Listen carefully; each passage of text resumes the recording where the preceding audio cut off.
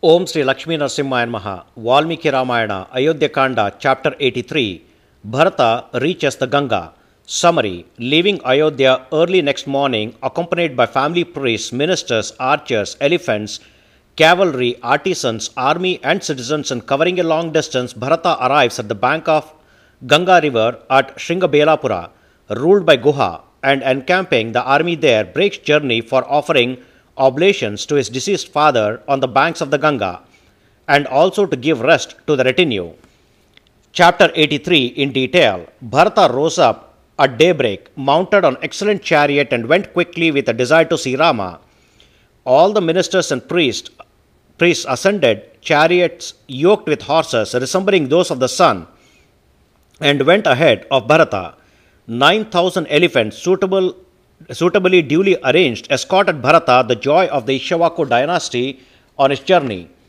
60,000 chariots filled with archers furnished with weapons of various kinds followed the illustrious Prince Bharata. 100,000 cavalry accompanied the moving Bharata, born in Raghu's dynasty, who was true to his promise and who subdued his senses. Keke, Sumitra, and the illustrious Kaushalya rode in a resplendent chariot, delighted as they were at the thought of Rama's return. The whole body of noble men, with their jubilant hearts, followed Bharata to see Rama again, as also Lakshmana, recounting the marvelous exploits of that hero to each other, saying, "When shall we see the mighty armed prince of the hue of the dark cloud, whose courage is unshakable, of inflexible purpose Rama, who banished sorrow from the earth? Beholding Rama, our entire sorrow will indeed be dispelled, as the darkness of the entire earth is dispelled at the rising of the sun." Thus did the citizens of Ayodhya recount happiness of Rama's glorious deeds, and they embraced each other as they went along. Those others who were held in high esteem, merchants and all common people, proceeded merrily to join Rama. Some lapidaries, skilled potters, those who lived by manufacturing of arms, carpenters, those who made various articles from peacock feathers, sawyers, workers in artificial ornaments, those who pierced gems, pearls, etc., those who made articles of ivory, those who lived by perfumery, highly reputed goldsmiths, weavers of blankets and other woolen goods, those who provided hot water bath for others, physicians, distillers, and vendors of spirituous liquors, fumigators, washermen, tailors, chief of village and hamlets, dancers with their women folk, and fishermen started on the journey. Thousands of Brahmanas, well composed, renowned for their virtuous conduct, versed in sacred scriptures, and riding on bullock carts, accompanied Bharata.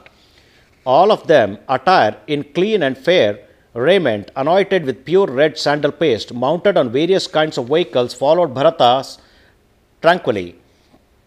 Exceedingly pleased and cheerful, that army escorted the son of Keke, Bharata, who was affectionate towards his brother and who had set out along with his family to bring his brother Rama.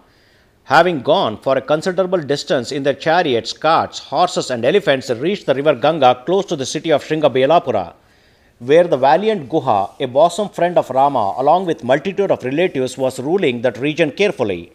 That army, which was accompanying Bharata, arrived at the bank of Ganga River, looking beautiful as it was with charaka birds, and stopped there. Seeing the army behind, which accompanied him, and the river Ganga in front with its propitious waters, Bharata, who was skillful in words, spoke to his officers as follows: "It is my will that my army should take rest by all means. When they are refreshed, we shall cross the river tomorrow.